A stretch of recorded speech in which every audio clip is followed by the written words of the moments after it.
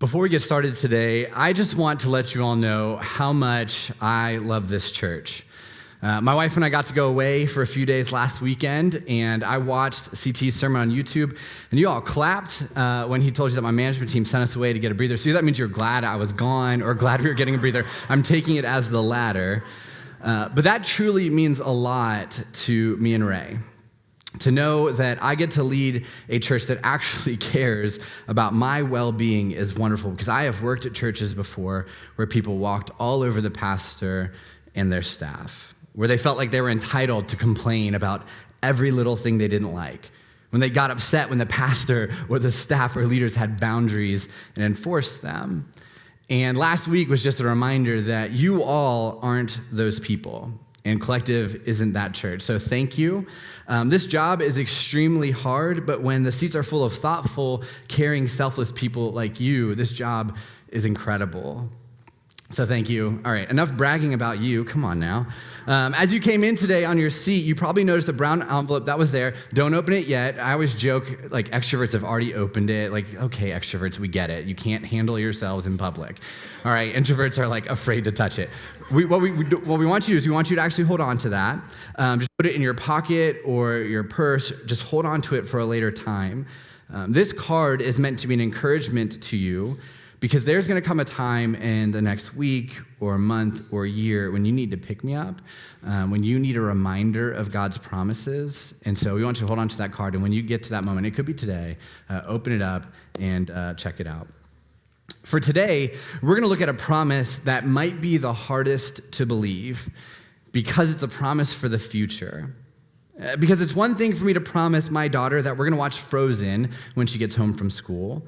And it's a whole other thing to promise that we are going to go to Disney World at some point, because we've made that promise to her 2 years ago. And it was actually more like, I'm sure we'll go to Disney World someday. But in her head, she heard, I promise you that we will bring you to Disney World very soon. So she talks about it all the time. And she tells her little sister Harper about it all the time. And she dreams about the scenarios that she'll experience when she's there all the time. And then she gets disappointed when she asks if we're going next week, and we have to say no. We used COVID as the excuse for the first year. We don't have that anymore. So we just got to tell the truth. It's going to be a while. And the truth is, it's hard for Elise to really grasp the promise because it's for the future, right? We will fulfill it when we're able to. And it's just like the promise that we're talking about today. It actually comes from part of the speech that Jesus gave to his disciples, his 12 closest followers, before he was arrested, tried, beaten, and put up on a cross. And this is how he closes out that speech in John 16, starting in verse 16. He says, "In a little while, you won't see me anymore, but a little while after that, you will see me again." Now, if you read the Bible on a regular basis, one of the things that you'll realize is that Jesus kind of talked in riddles. And it wasn't to confuse people or anything like that, but when you read through Matthew, Mark, Luke, and John and the biographies of Jesus, there will come times when you pause and think, was he just messing with people? And the truth is, the answer might be yes. He says, in a little while you won't see me anymore, but then you'll see me again. Some of the disciples asked each other, what does he mean when he says, in a little while you won't see me, but then you'll see me, and I am going to the Father? And what does he mean by a little while? We don't understand. And I love that the disciples don't want to admit out loud that they have no idea what Jesus is talking about. When I was in college, I had a professor named Dr. Helsebeck who taught church history. And I'm not going to lie, I never read the books that he assigned to me, ever. And one morning I was in class and we're having a discussion that I knew nothing about, but apparently my fake confidence was enough for him to call on me and to ask me who a king was during a very important time in church history. And I had no clue. Honestly, it was a 9 a.m. class. I was a freshman. I rarely understood what he was talking about, so I would just like smile and nod and pretend like I was taking notes the whole time when I was writing down nothing. And he called on me to finish the sentence. He says, and the king was, and I stared at him. And I started to think through every king I'd ever heard of. King Kong, King Triton, King Mufasa, King Arthur, Burger King. And I'm looking at him, I'm like, and he keeps egging me on. He used to do this thing where he'd look at you and he's gonna pull it from you. He's like, come on, you know it. It's on the tip of your tongue. And it wasn't. It really wasn't. So then he points to the guy next to me and says, just look at him. Just look. And finally he gave up and he said, it's William of Orange. And there was no way I was going to guess that. Oh, and the clue he gave me is when he pointed to my friend Jonathan was wearing an orange shirt. And really that was enough for me to know who he was talking about. And I feel like this is what the disciples were feeling. Right? They're just completely lost. And Jesus saw this. Jesus realized they wanted to ask him about it. So he said, are you asking yourselves what I meant? And I can just imagine one of them speaking up and saying, no, I totally understand, but you probably need to explain it to Peter because he's kind of dumb. Like, he doesn't get it. But in full parent mode, Jesus just repeats what he already said. I said in a little while, you won't see me, but a little while after that, you'll see me again. Yeah, cool. Thanks, Jesus. But then Jesus said something they all could grasp. He said, I tell you the truth, you will weep and mourn over what is going to happen to me, but the world will rejoice. And so here's the first part of the promise that we're talking about today. There will be sadness. There will be sadness. Jesus promises that if you follow him, there will still be weeping and mourning. And this goes against some people's thinking of what it means to follow Jesus, right? Where they believe that once you start doing that, everything is going to be perfect. And it won't. It can't. That's just not a reality. And this isn't like sadness because your team lost. This isn't sadness because your favorite coffee shop closed. This isn't sadness because you got a lower grade on the test than what you'd hoped for. This is deeper than that. This is sorrow. This is weeping and mourning. And there are some people who believe, and there's some pastors and churches who teach that when you come to God, everything is going to work out just great for you. But God did not spare his own son from death. And just looking around this room and knowing some of your stories, I know that some of you have experienced sorrow. You have lost parents that you loved at an age that just isn't fair. You've lost jobs after your boss told you that you could trust them and put down your roots just to have it all swept out from underneath you. You've watched as your marriage fell apart because of a spouse's lies. You've suffered miscarriages and destruction and betrayal. You have experienced real pain. I was listening to a podcast this week, and one pastor said it like this: bad things don't happen to good people, bad things happen to people. See, we have this idea that when you follow Jesus, things will go easy and things will go well. But if you actually think about it, when you follow Jesus, you'll often experience more grief and more sadness than a typical person. And here's why. If you don't believe in God and you don't follow Jesus, when bad things happen, you just kind of write it off as life. Or maybe you say it's karma, or you blame the full moon or something. Right? It's just another bad thing that happened, and then you try to move on. But when you follow Jesus, you believe that God is a God of justice. Because part of becoming a Christian is that you believe that Jesus fulfilled the demands for justice when he died on the cross to pay the debt that our sin creates. When you follow Jesus, you believe that God is a God of unconditional love. So when you're a Christian, you see injustice or a lack of love in our world and in our life, and you know that's not how it's supposed to be. Right? You know that God is supposed to fix this. In fact, people who follow Jesus believe that one day injustice will be eradicated. Love will rule the day. Everything will be set right. Those are other promises that God makes. So in the meantime, it's frustrating. Right? It's frustrating right now. And let's talk about what happened in the past 2 weeks in Atlanta and Boulder.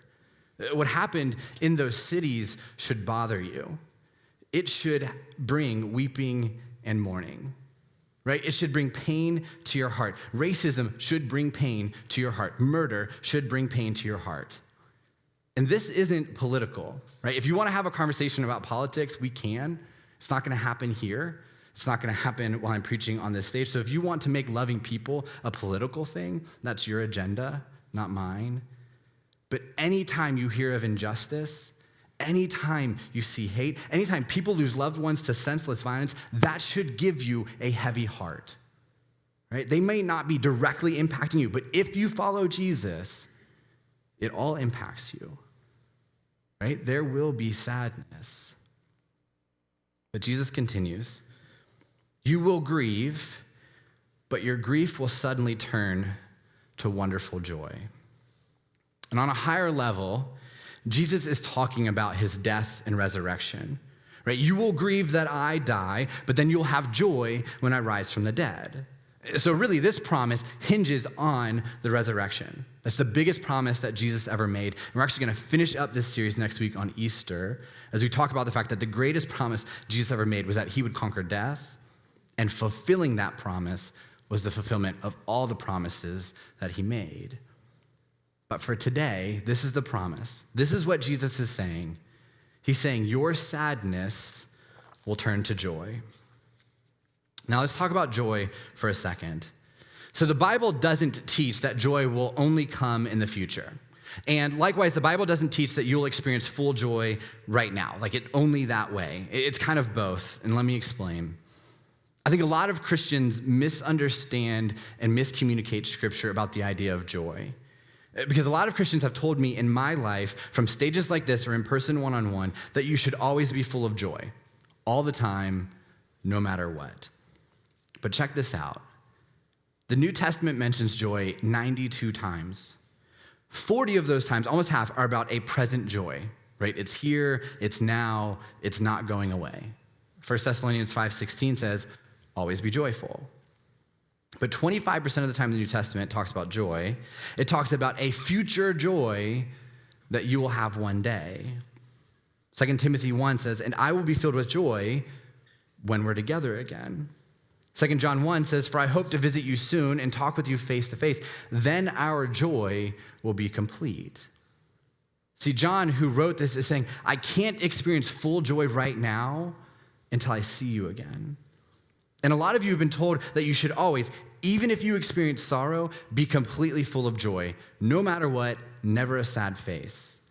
And you right now aren't sure if you are following Jesus the right way because you have sorrow. And the truth is, we often picture life as a series of hills and valleys, right? Good times and bad. We either have joy or sorrow. Someone once explained it to me like this. He said, a better picture of life biblically is as if you're standing on two rails of a train track. One rail is joy. And like 1 Thessalonians says, we're always full of joy, right? I always have Jesus. I always have grace. I am always loved by God. That joy is not going away. But the other rail is our sorrow.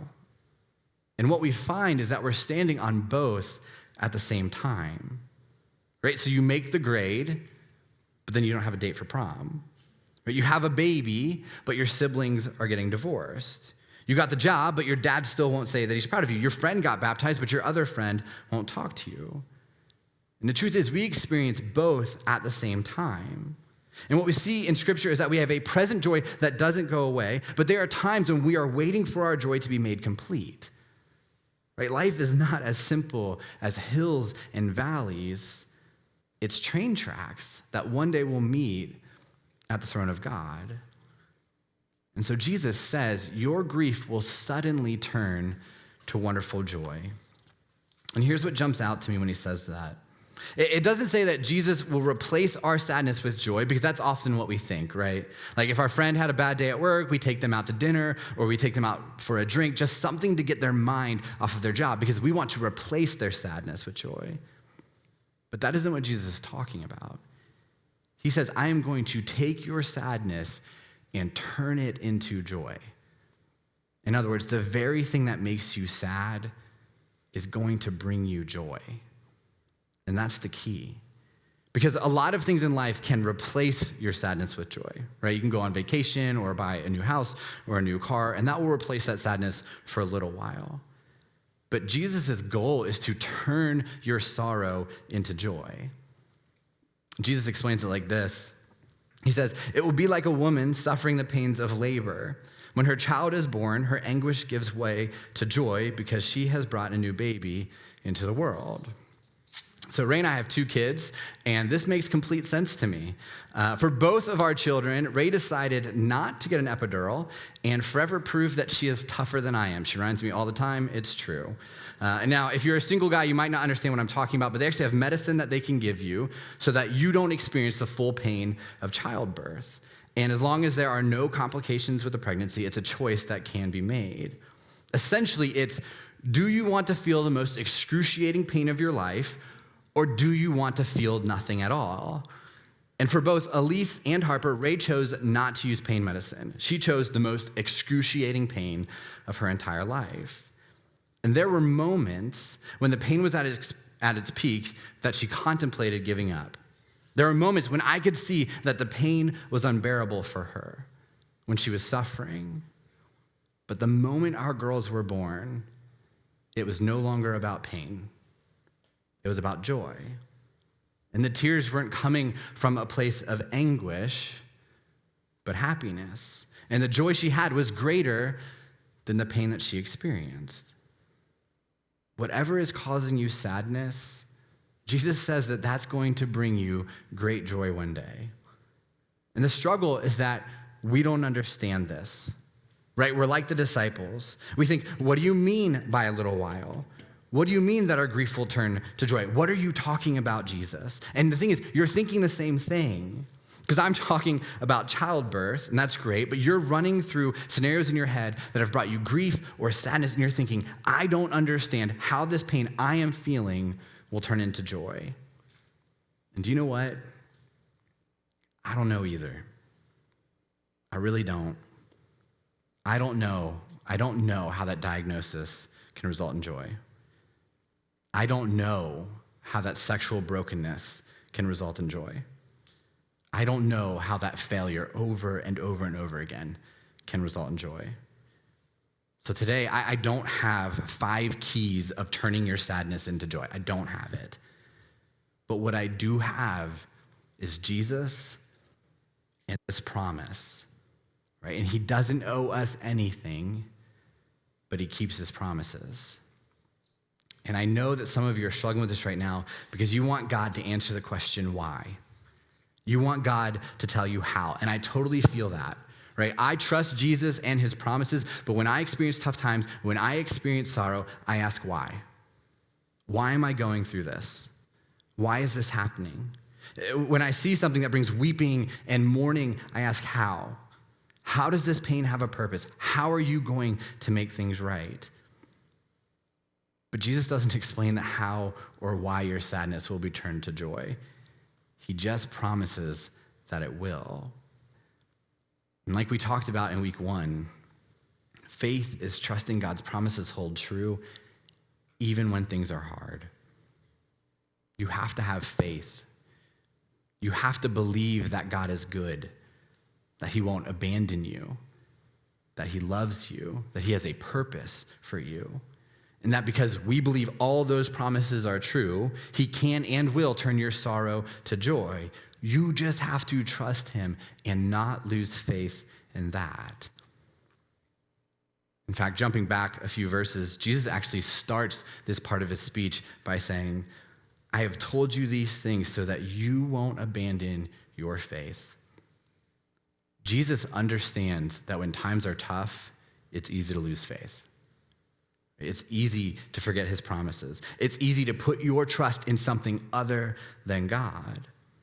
And so Jesus is reminding his followers that when times are tough, don't abandon your faith, rather hold on to his promises. And some of you are experiencing sorrow. Some of you are looking at this world right now and seeing so much brokenness and wondering why.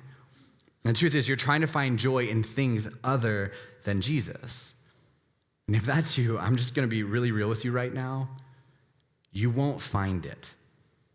Maybe there'll be temporary happiness. Maybe you'll have a temporary hope. Maybe there's a temporary joy that you can find outside of Jesus, but it won't last.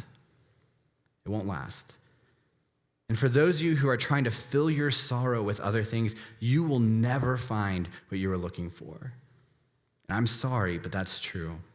And if you are being honest with yourself, you know that. So So if you want real joy, it starts with Jesus, right? It starts with faith. And faith isn't about being perfect. Faith isn't about knowing everything. Faith isn't even about being doubtless, right? It's simply trusting that God's promises hold true even when things are hard. And when you are ready to choose that joy, the real joy, then what we do at Collective is we celebrate that when you publicly declare that through baptism. Right? Next week is Easter, and we're already going to be celebrating 2 baptisms, 2 people that have realized that there's nothing in this world that can bring them real joy outside of Jesus. 2 people who are ready to put to death their old selves and their old lives and be made new again. And the truth is, there really isn't a better time to celebrate that than Easter. And so if you are ready to take that next step, you've been searching for joy in other places, we want you to check the baptism box in your digital connection card, and Dan and I will follow up with you today about setting that up.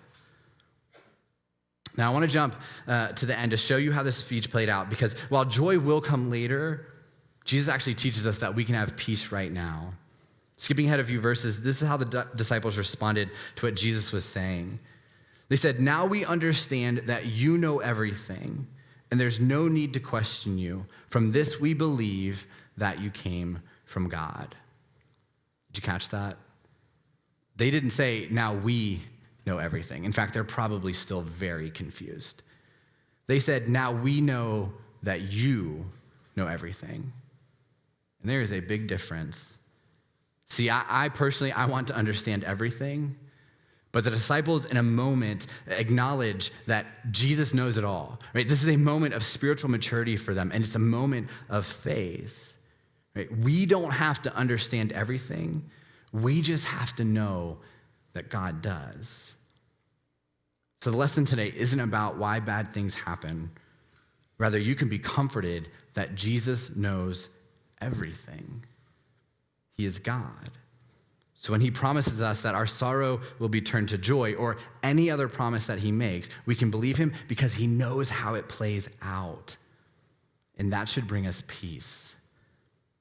Check this out. This is the verse we read all the time at Collective. John 16:33. "I have told you all this so that you may have peace in me. Here on earth, you will have many trials and sorrows, but take heart because I have overcome the world." So your sadness will be turned to joy in the future, but you can have peace right now. Peace because even though you don't know what the future holds, Jesus does. It's kind of like Googling what happens in a show so that you can have peace about the dramatic moment that you just watched. Is that just me? All right, that's fine. You can judge me for that. I don't care. When I watch television shows, if something intense happens, I will Google it because I want to know the outcome so I can better enjoy the show. I want peace, right? So Ray and I, we just recently finished a show called Jane the Virgin. It's incredible if you haven't watched it. But before we started it, I knew there were twists. Ray made me promise that I wouldn't Google anything, and I didn't. And if you know anything about the show, it's nuts. Right? No spoilers, but what you think is going to happen doesn't happen, and then happens, and then doesn't happen. And there are 2 huge and intense moments in the show that happen. And when that happened, I wanted to Google it because I wanted to know what would happen next. Right? I wanted peace. But I promised her I wouldn't, and so I was anxious. I was like walking around my living room watching this show. That's why I Google things. And I think this is what Jesus is talking about. He says we can have peace now because we know that Jesus knows. Jesus knows what we're going through. Jesus knows the pain you feel. He knows the sorrow that you're holding on to. And you can have peace because you know that Jesus is going to turn your pain into joy. And I want to explain how he's going to do it. And I know some of you are thinking, how can he redeem my circumstances? She cheated, he lied, systemic injustice. They turned their back on me. I'm trying as hard as I can, and I don't know. I don't know. I don't know how he's going to do it, but I do know that Jesus will. And I do know that Jesus turned his own death into joy. So it gives me peace that I know that he knows how it all plays out. Right? I'm still going to have sorrow. My joy might not be complete for a while. But I have peace right now because I know that he knows. Jesus has told you the outcome. You will have joy. Therefore, if the sickness never goes away, you know the outcome. If she never comes home, you know the outcome. If you never get married, you know the outcome. What's the outcome? Joy.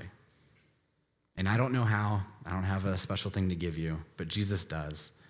And I don't know what is bringing you sadness, but I know that Jesus promises that for people who put their faith in him, that sadness one day will be turned into joy. And it might not be today. It might not be tomorrow. Honestly, it might not even be on this side of eternity. But it will happen. And I don't know how he's going to do it, but I know that he knows. And all he's asking you is to have faith in him. Belief that Jesus is who he says he is and will keep his promises. And if you choose to have that faith, the result is peace now because you know that he knows and that he loves you. Let's pray.